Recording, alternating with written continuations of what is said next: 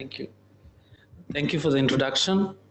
It's very nice to come back to medicine department where I started in 1996 with Tambu as the final year MD student. So it's really very good to be all of you, and such a big department with 48 postgraduates every the altogether. So spondyloarthritis is one of the first lectures I took for Tambu's batch when the PG students, and it's very common. I must tell you that today in all referral rheumatology clinics, this is the commonest inflammatory arthritis presenting in the clinics than rheumatoid arthritis. Possibly because of the awareness, possibly because people outside in private practice not able to handle them well. They see a stiff spine and they just don't know what to do.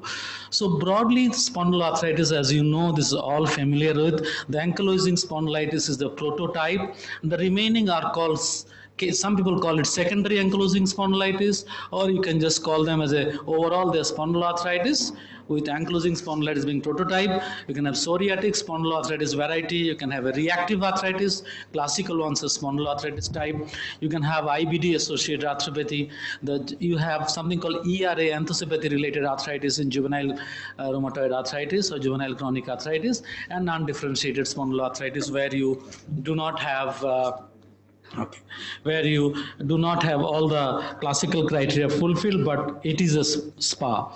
So basically, they are having distinctive features. As you know, sacroiliitis is the key thing, and that is where the inflammation mostly starts. You also have peripheral arthritis and enthesopathy, and you have various extra-articular features, and it has got very high association with HLA-B27, and it can also be now classified as axial SPA and peripheral SPA predominantly. And now there's a new term which has come here called non-radiographic spondyloarthritis, which I'm not giving here to confuse you. It's basically early SPA where the X-rays do not show sacroiliitis. So this, coming straight to the subject topic, so the eye complications like uveitis is one of the commonest. The inflammatory bowel disease is about up to 10% of patients, but subclinical gut inflammation is present about half the patients. The lung abnormalities by CT scan, which may be subclinical, clinically may not be, but about it is also present in about half the patients. And cardiac complications as well as the AR, you might be seeing one or two patients in your short case presentations as ankylosing spondylitis or HLA-B27 associated, psoriasis, the various renal complications, and osteoporosis in ankylosing spondylitis. One of the earliest study in osteoporosis and angspon we have done here as a postgraduate thesis in MD student. If you remember, some of you called Pavan Bhargava was, I was his guide, and his study, and unfortunately like in CMC all of us are too busy to publish, and before we could publish, others have published, we could not take the credit, but this was the one of the earliest study in the world where we studied that osteoporosis in ankylosing spondylitis, contrary to significant syndesmophytes having bone density, actually have more osteoporosis. So this was first documented here, and vertebral fractures. So I will go into the cardiac involvement. You have present is about 30% of patients. You can have aortic insufficiency. You can have aortitis of the ascending aorta, AV block, or the bundle branch block, and coronary artery disease, which is now being recognized more and more in any inflammatory arthropathy like rheumatoid, angspon, psoriatic. The most frequently observed ones are conduction defects and aortic insufficiency. Mitral insufficiency in AS is rare, but when it is present, it can cause cardiac failure. And it's more frequent with patients with a long-standing disease and those who have got peripheral arthritis. So aortic dissection is a serious complication. It's present only in a small number of patients, but here the male predominance comes down. Normally it's about 3 to 4:1, but when you have the aortic dissection, it is almost 2:1. So even though it appears male predominant, it is less male predominant than in all the cases of angspon, and it's because of weakening of the tunica media of the aorta as a part of the collagen defect. And dissection in the arch can lead to stroke, and if it is in the spinal arteries, it can cause paraplegia. The conduction abnormality can be present up to 1/3 of patient. It can precede much before valvular disease, and HLA-B27 has been associated with conduction abnormality even in absence of ankylosing spondylitis clinical disease. And you'll be surprised to know that 20% of patients with permanent pacemakers have been found to have positive HLA-B27 by one study. The first degree AV block is significantly higher prevalence in angst patients compared to normal population, and it's associated with disease activity and duration. The theories are that inflammation leading on to damage to the interventricular septum where the conduction tissue lies, as well as the damage to the arterial supply to the AV node and the AV node dysfunction. Does autonomic dysfunction have a role? The people have found that the autonomic symptoms, system irregularities can lead to conduction defects, arrhythmias, and therefore can affect the prognosis unfavorably. Some people did not find, however, statistically significant difference of autonomic nervous system abnormalities between angst patients and control group. However, the patients in this study were having much younger disease. They're on significant amount of anti-inflammatory agents, which could have slowed or even stopped the progression of autonomic dysfunction. The valvular abnormality is again related to disease activity and duration of disease. It's due to cellular inflammatory process leading on to endarteritis around the aortic root and valve, and a transthoracic echo in patients with angst have one study have found even 82% had subclinical aortic root and valvular disease.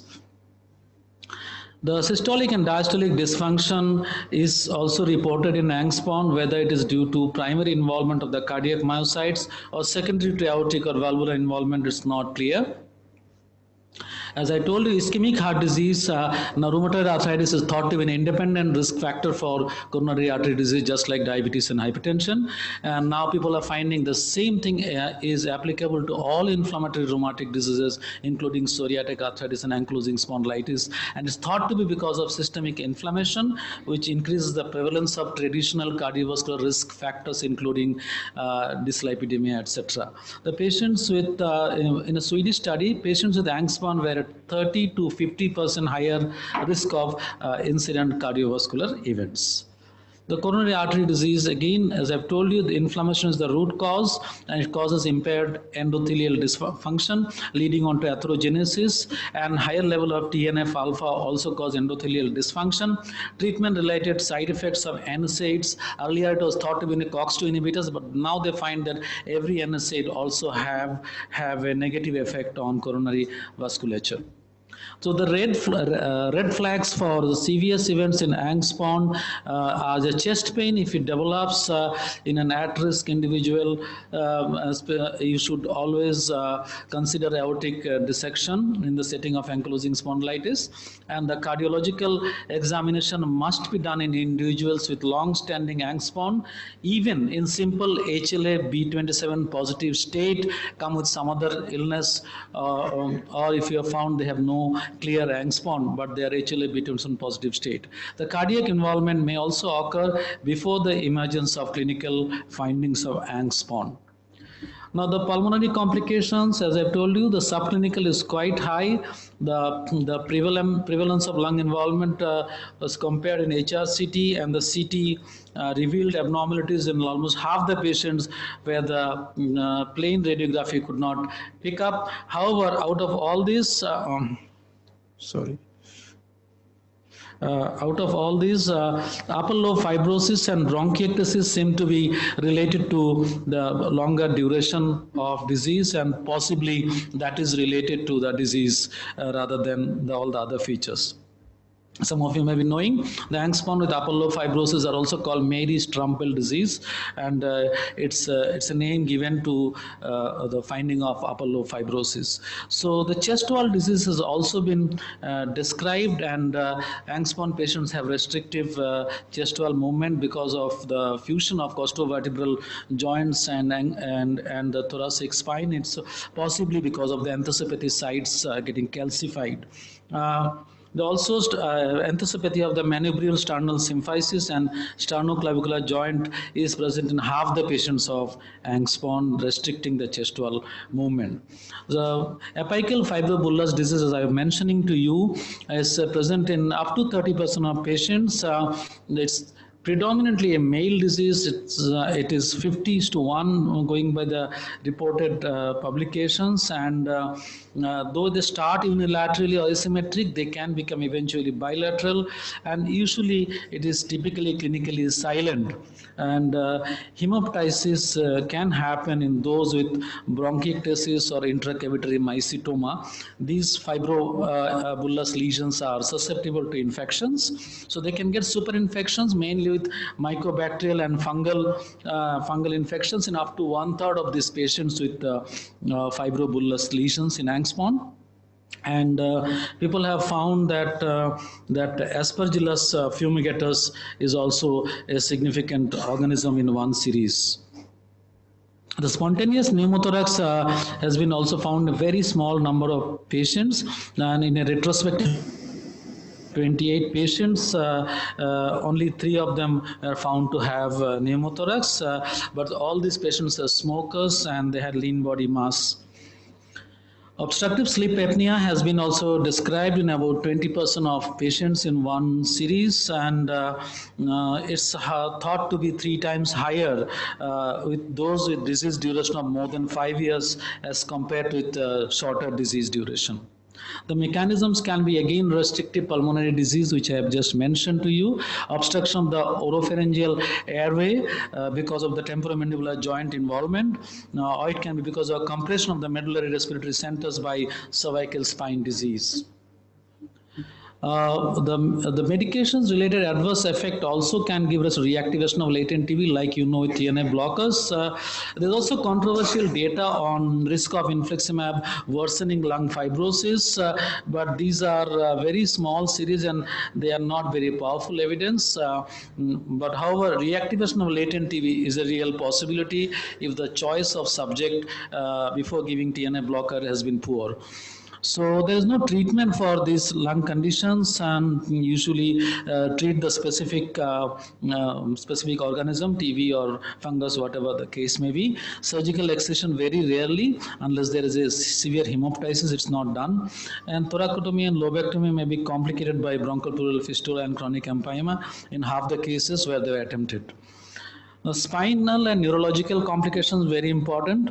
So you know that atlantoaxial dislocation is a serious complication, and earlier when there was a rigid intubation process, people used to die on table because they could have instant and atlantoaxial dislocation. And this is the atlas and the axis vertebra, and this is a unique joint in the body which is very delicate and affected in rheumatoid and Angspon significantly.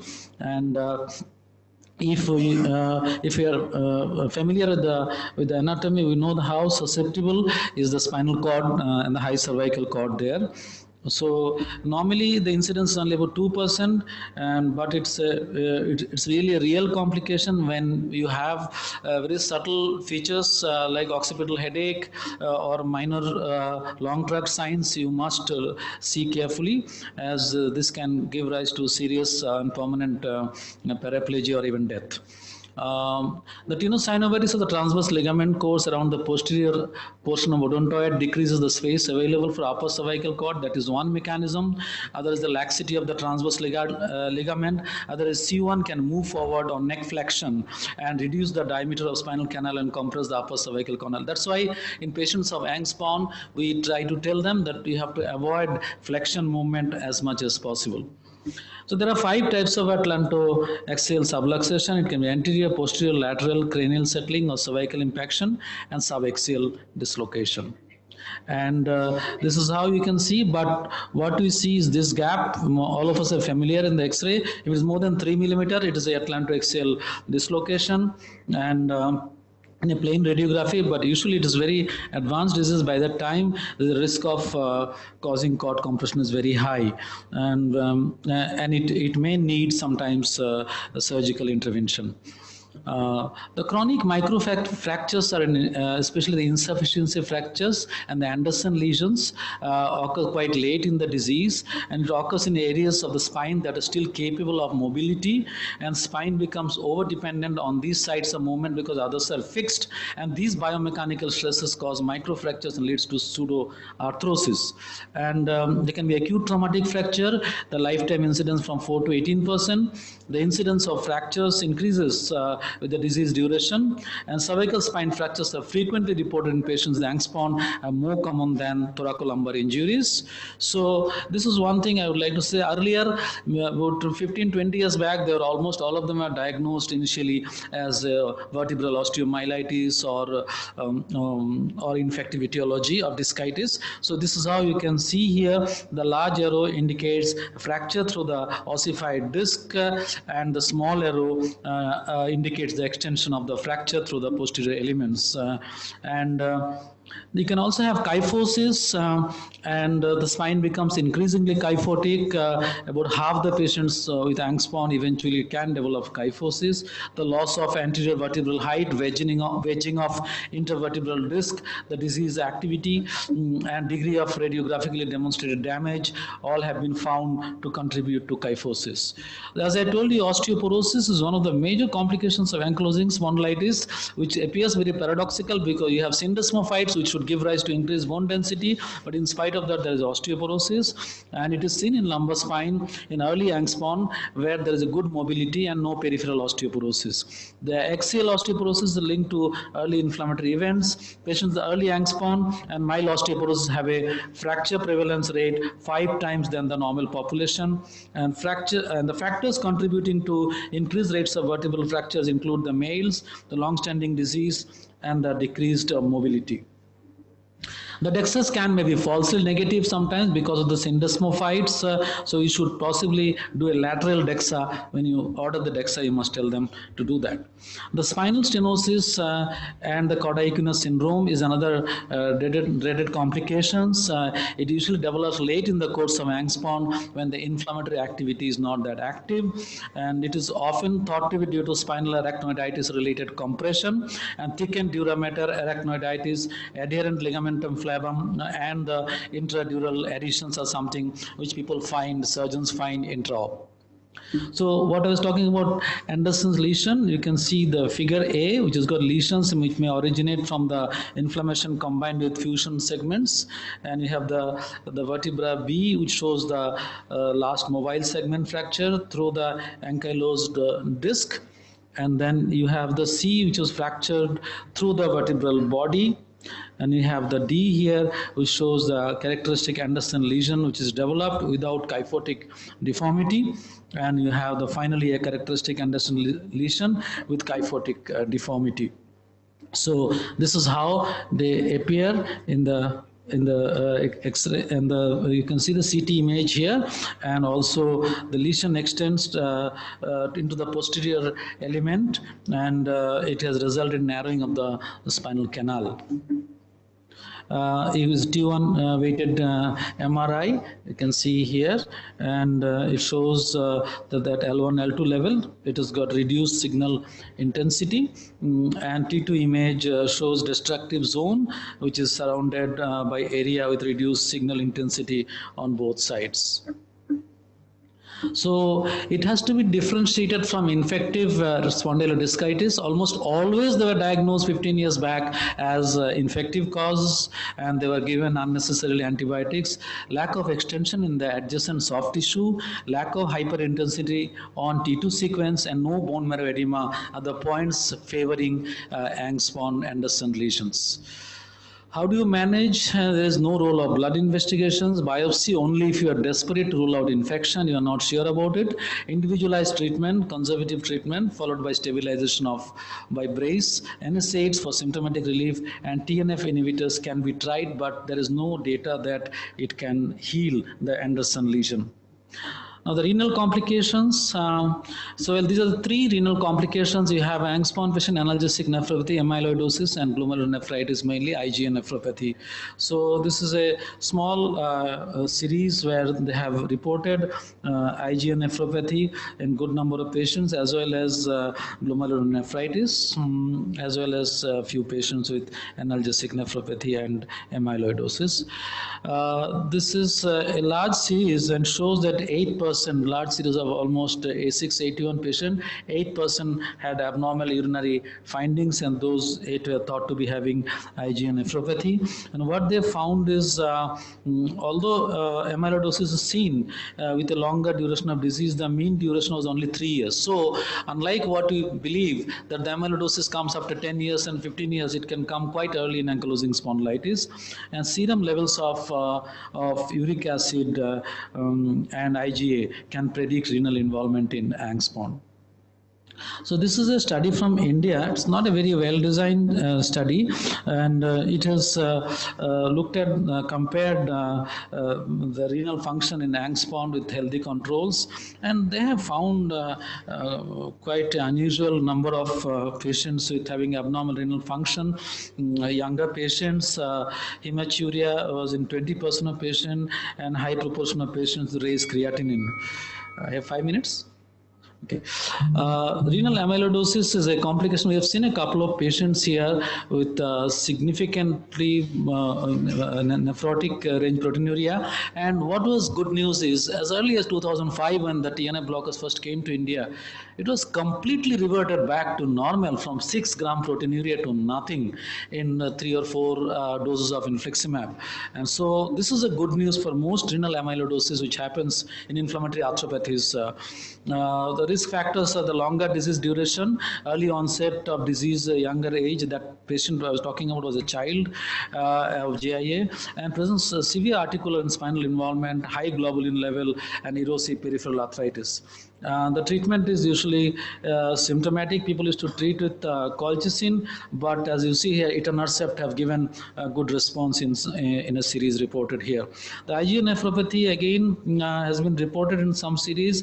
Again, it is usually the intermittent hematuria, which is important because we expect a hematuria, often we may not find it. So it may be intermittent in about half the patients, and therefore we may miss out IgA nephropathy, and is usually do not respond to TNF blockers and other treatment, or even immunosuppression.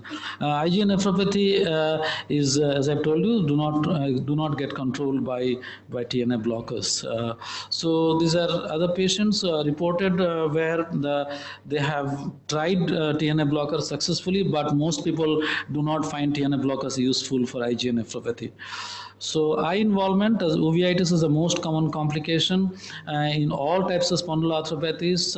In psoriatic, you can have anterior as well as posterior, mostly otherwise anterior, and it can be there in up to 1/3 of patients, usually acute, and it can cause redness, photophobia, and loss of vision, and you can have synechiae formation, you can have cataract, hypopyon, and it may take about 4 to 8 weeks of treatment, and you can have just in HLA-B10 positive patients without any spondyloarthritis, and relatives of patients with acute uveitis may have ankylosing spondylitis. So the ophthalmologist should refer those patients for evaluation for the family screening.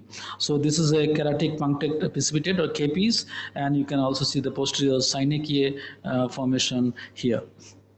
So mostly the topical, periocular, intraocular steroids, systemic steroids in severe cases with second-line agents, and very rarely biological agents. Various drugs have been used: NSAIDs, mydriatics, topical steroids, systemic steroids. Immunosuppressive agents have been used in aggressive cases. Out of all these, the mycophenolate seems to be a very promising agent in uveitis. Methotrexate also is helpful. Those patients who are on regular methotrexate have lesser chance of having uveitis, and this, as you can see, it is even better than cyclosporine. Mycophenolate have been shown to be useful. As I have told you, in a study, 73% patients have achieved remission within 1 year. GI symptoms where they can have subclinical GI features in about half the patients, and we have also published a series from here. And subclinical GI symptoms, GI findings in colonoscopic biopsy is not so uncommon. And usually the risk factors for going into IBD is chronic inflammatory gut lesion, persistence of elevated levels of inflammatory serum markers, absence of HLA-B27 in presence of sacroiliitis. CARD15 gene polymorphism thought to be related to this GI involvement, and it's also related to IBD. So what to remember here is that GI non-specific findings may not always indicate SPA, because you can get that in Behçet's, Whipple's, and even parasitic infestations. The skin pyoderma gangrenosum is an important finding, present in up to 5% of patients. The appearance, it can be papule, pustule, vesicle, and then it can ulcerate. So this is various types of lesions in pyoderma gangrenosum, and classically it is a deep ulcer with serpiginous margin with undermined edges, and histology shows perifollicular inflammation, intradermal abscess. So with all this, I would like to close the talk here. There's a lot more to spondyloarthritis. It's a systemic disease, and spondyloarthritis is now classified as auto-inflammatory disease rather than autoimmune disease, where the inflammasome and the innate immunity is responsible for the pathogenesis. So thank you very much for your hearing. Thank you, sir. Only you can summarize the whole of HANK-SPON in 20 minutes. We have time for 2-3 questions. Please send your questions forward on a piece of paper.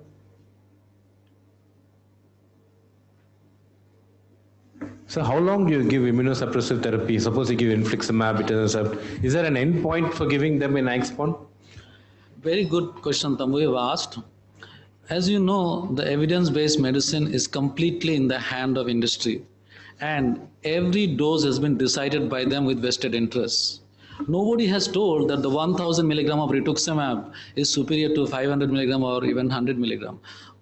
Necessity is the mother of invention. We have poor patients, we have resource-limited patients, so we have innovated and we have found things are better now. We have published 2 series of ankylosing spondylitis patients treated with just 4 doses of infliximab rather than continuing. The recommendation is infliximab 0 to 6 and 14 weeks, 6 and 14 weeks, and then you have to maintain every 8 to 12 weeks indefinitely.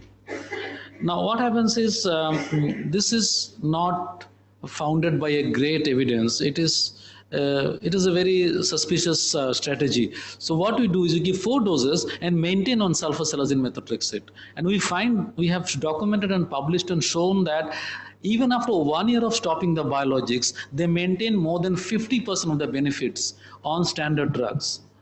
For us, standard drugs are sulfasalazine methotrexate. Even in axial SPA, if you find, the problem is the evidence-based medicine talk about what evidence is generated for. There are so many drugs where we cannot generate evidence because they are cheaper drugs, there's no profit margin, and they cannot treat. So what we recommend is, if the patient is treated early with sulfasalazine and methotrexate, even in pure or predominant axial SPA, they do well, and it is our everyday experience.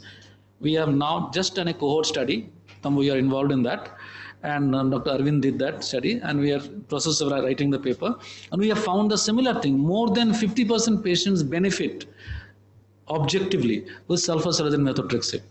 So what we do is, for very aggressive disease, patients have got uncontrollable pain and restriction, quality of life, we give them 4 doses of infliximab and then on demand.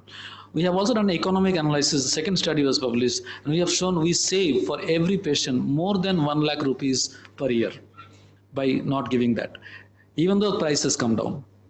Second thing is, there was an on-demand study which has come from West Bengal, Calcutta, and they have published that you can give infliximab on demand after the initial 4 doses. And we follow the same thing now. After the patient has stopped 4 doses, in future, if there is aggressive disease, we give on demand, and it doesn't do any harm. It doesn't increase the risk of TB. It doesn't do any other drug resistance or anything. And now, if you see, the Europeans have adopted the same. In their guidelines, they have adopted on-demand strategies, one of the strategies. So they have learned from there this thing that same thing is applicable to tocilizumab, rituximab. The dose was designed very arbitrarily. The duration was designed very arbitrarily. We may have to use it thinking of our own patients' resources and background. So ideally, Westerners recommend lifelong indefinite therapy non-stop, which is impractical, and also the risks of tuberculosis reactivation, etc. there. So we are so far happy with this strategy. Thank you very much. Let's give sir a hand. Thank you very much, sir.